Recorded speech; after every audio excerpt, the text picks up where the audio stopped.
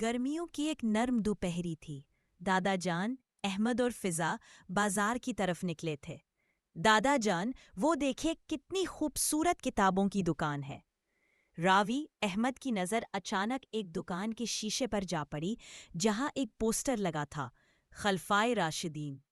حیرت سے، دادا جان، حضرت عثمان کون تھے؟ دادا جان مسکراتے ہوئے، بیٹا، حضرت عثمان رضی اللہ عنہ اسلام کے تیسرے خلیفہ تھے، بہت نرم دل، سخی اور اللہ سے محبت کرنے والے۔ فضا، دادا جان، وہ اتنے اچھے تھے؟ ہاں بیٹا، انہوں نے قرآن کی حفاظت کے لیے بڑی قربانیاں دی، اور ہم بھی ان جیسے بن سکتے ہیں اگر ہم سچ بولے، نرم دل ہوں اور دوسروں کی مدد کریں۔ احمد اور فضا اکٹھے، ہم وعدہ کرتے ہیں دادا جان، علم، محبت اور تربیت کا وہ لمحہ بازار کی بھیڑ میں سب سے روشن تھا۔ آواز میں